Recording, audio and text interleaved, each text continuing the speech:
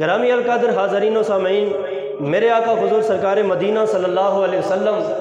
جب کائنات عالم کے اندر جلوہ گر ہوئے، میرے آقا حضور کے سر پہ باپ کا سایہ شفقت نہیں تھا۔ حضور کی ولادت سے قبل آپ کے والد کا وصال ہو چکا تھا۔ میرے آقا اس دنیا کے اندر آئے تو والدہ نے آپ کی کفالت فرمائی، والدہ نے آپ کی پرورش فرمائی، لیکن ابھی میرے آقا حضور بچپن کے زمانے کے اندر تھے۔ 6 سال تقریباً میرے آقا حضور کی عمر تھی کہ میرے آقا حضور کے سر سے ماں کا سایہ بھی اٹھ گیا۔ ماں بھی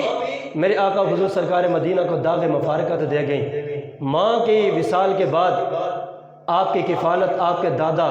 جناب عبد المطلب نے فرمائی،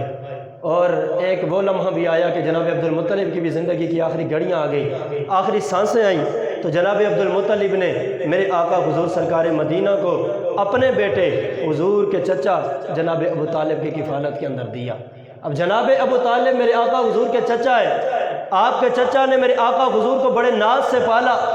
بڑے احسن انداز کے اندر میرے آقا حضور کی کفالت فرمائی، حتیٰ کہ جس وقت ابو طالب کے گھر کے اندر دسترخوان لگتا تھا، دسترخوان کے اوپر طرح طرح کے کھانے لگ جاتے تھے، سارے گھر کے افراد موجود ہوتے تھے، لیکن جب تک آقا حضور دسترخوان پہ نہیں آتے تھے ابو طالب کے گھر کا کوئی بندہ کھانا ہی نہیں کھایا کرتا تھا۔ اس وقت تک کوئی کھانا نہیں کھاتا جب تک آقا حضور دسترخوان پہ نہیں آتے تھے۔ اس انداز سے جناب ابو طالب نے میرے آقا حضور کی کفالت فرمائی، آقا حضور سے پیار فرمایا کہ مشکل سے مشکل گھڑی میں میرے آقا حضور کا ساتھ دیا۔ وہ شیب ابی طالب کا وہ لمحہ کہ جہاں کھانے کے لیے کچھ نہیں، پینے کے لیے کچھ نہیں، پورے مکے والوں نے خاندان بنو ہاشم کے ساتھ بائیکاٹ کیا ہوا ہے، انہیں بازار میں جانے کی اجازت نہیں ہے، کسی سے ملنے کی اجازت نہیں ہے، کسی خوشی یا غمی میں جانے کی اجازت نہیں ہے۔ شیب ابی طالب کے اندر 3 سال کا عرصہ میرے آقا حضور نے گزارا، حضور کے خاندان نے گزارا۔ جناب ابو طالب بھی میرے آقا حضور کے ساتھ وہ تکلیفیں برداشت کرتے ہیں، جناب ابو طالب بھی میرے آقا حضور سرکار مدینہ کے ساتھ رہے۔ اس انداز سے جناب ابو طالب نے میرے آقا حضور کو پالا، حتیٰ کہ آقا حضور کی عمر جب 25 سال ہو گئی، 25 سال میرے آقا حضور کی جب عمر مبارک ہوئی، ادھر مکے کے اندر ایک خاتون تھی جس کا نام سیدہ خدیجہ الکبریٰ تھا۔ بولو ذرا سبحان اللہ۔ جناب سیدہ خدیجہ الکبریٰ بیوہ ہے، اور حالت یہ ہے، عالم یہ ہے بیوہ، لیکن مکے کی سب سے بڑی مالدار ترین عورت ہے۔ مکے کے اندر سب سے زیادہ مال اور منال جناب سیدہ خدیجہ الکبریٰ کے پاس ہے، حتیٰ کہ مکے کے اندر جو نظام تجارت چلتا تھا وہ بھی خدیجہ الکبریٰ کے مال سے ہی چلتا تھا، خدیجہ الکبریٰ کے مال سے چلتا تھا۔ کئی ممالک کے اندر آپ کی تجارت آپ کے مال سے ہوتی تھی۔ بڑے بڑے مکے کے سرداروں نے آپ کو نکاح کا پیغام بھیجا، مگر آپ نے نہ کسی کی شہرت دیکھی، نہ کسی کی مالداری دیکھی، نہ کسی کا خاندان دیکھا، کچھ بھی نہیں دیکھا، سب کے نکاح کے پیغام کو آپ نے ٹھکرا دیا، ریجیکٹ کر دیا۔ لیکن جب باری آئی تیرے میرے سونے آقا حضور کی، تیرے اور میرے آقا حضور کی جو ہے در یتیم، سر پہ باپ کا سایہ نہیں، ماں بھی نہیں ہے، دادا بھی دنیا سے چلے گئے، آقا حضور کا یہ عالم ہے، اور جناب خدیجہ الکبریٰ نے خود میرے آقا حضور کو نکاح کا پیغام بھیجا، خود میرے آقا حضور کا نکاح کا پیغام بھیجا۔ میرے آقا حضور نے اپنے چچا سے مشورہ کیا، اپنے خاندان والوں سے مشورہ کیا، مشورہ کرنے کے بعد میرے آقا حضور نے ان کے نکاح کے پیغام کا ایکسیپٹ کیا، ان کے نکاح کے پیغام کو قبول کر لیا۔ اللہ اکبر۔ لیکن ایک بات اور بھی عرض کرتا چلو، ابھی تک میرے آقا حضور اور جناب سیدہ خدیجہ الکبریٰ کا نکاح نہیں ہوا، ابھی حضور کی زوجیت میں نہیں آئی۔ حضور کی زوجیت میں آنے سے پہلے بھی، بیوہ ہونے کے باوجود بھی، جناب سیدہ خدیجہ الکبریٰ کی سیرت اور کردار کا یہ عالم تھا، پورے مکے کے اندر آپ طاہرہ کے لقب سے جانی اور پہچانی جاتی تھی، طاہرہ کے لقب سے آپ جانی اور پہچانی جاتی تھی، اور پورے مکے کی عورتیں جناب خدیجہ الکبریٰ سے کلام کرنا،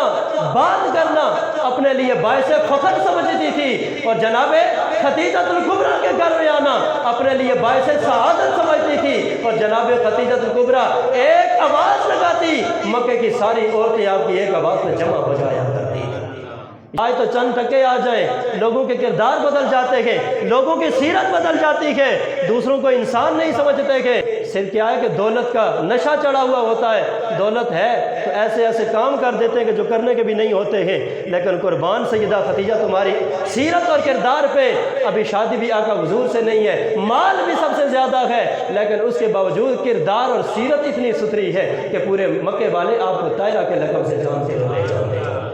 اللہ اکبر۔ پھر میرے آقا حضور سرکار مدینہ سے جب شادی ہوگی، آقا حضور کی عمر ہے 25 سال، کوئی شادی اس سے پہلے نہیں کی ہے، پہلا جو نکاح کیا ہے سیدہ خدیجہ کبریٰ سے کیا ہے، اور سیدہ کی عمر 40 سال ہے بھی بیوہ، لیکن باوجود اس کے بھی میرے آقا حضور نے ان سے نکاح کیا، میرے آقا حضور نے نکاح کیا، اور یہ پوری امت کے لیے تعلیم تھی کہ کسی بیوہ کے ساتھ نکاح کرتے ہو تمہیں شرم محسوس نہیں ہونی چاہیے۔ رب کے محبوب نے جو سب سے پہلا نکاح کیا وہ بیوہ خاتون کے ساتھ فرمایا۔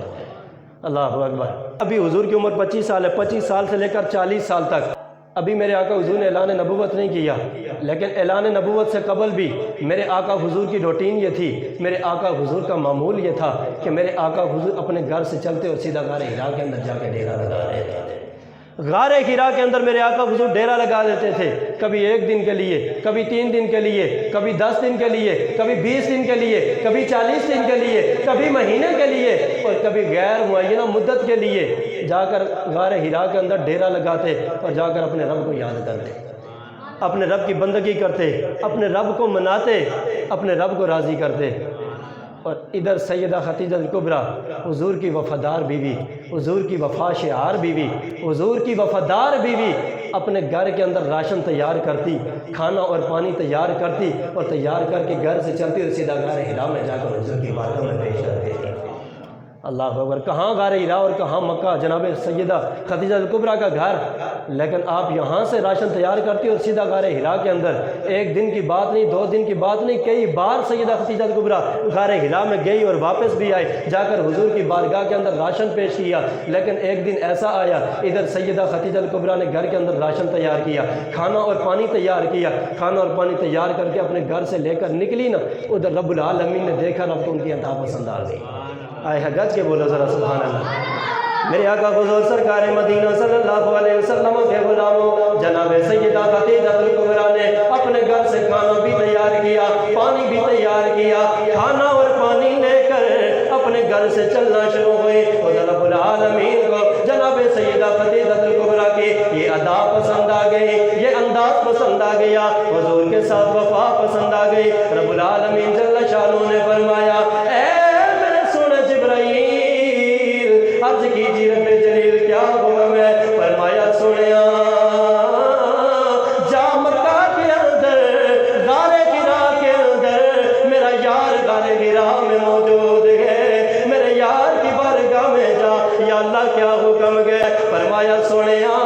جا میرے یار کی بارگاہ میں میرا سلام بھی پہنچا دے، میرا پیغام بھی پہنچا دے۔ یا اللہ کیا تیرا پیغام پہنچاؤں؟ فرمایا جا میرے محبوب سے فرما دے، اور رب کے سونے محبوب رب العالمین فرماتا ہے، آپ کی خدمت گزار بیوی، آپ کی وفا شعار بیوی، آپ کی وفادار بیوی اپنے گھر سے کھانا اور پانی لے کے آ لگی ہے۔ غازہ جائیے جناب سیدہ خدیجہ کے ہاتھ سے وہ کھانا اور پانی بھی لے لیجئے، اور سیدہ خدیجہ کو رب کا سلام بھی دے دیجئے، اور سیدہ کو جنت کی بشارت بھی سنا دیجئے۔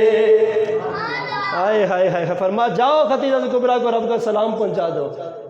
رب العالمین کا سلام سیدہ خدیجہ کو پہنچا دو، اور رب العالمین کی طرف سے بشارت بھی سنا دو کہ رب العالمین تمہیں جنت کی عالی شان محل کی خوشخبری سناتا ہے۔ یہ کس کا صلہ تھا؟ یہ حضور کے ساتھ وفا کا صلہ تھا، یہ حضور کی خدمت کا صلہ تھا، یہ حضور کے ساتھ وفا شعاری کا صلہ تھا۔ پھر یہی سیدہ خدیجہ کبریٰ ہے،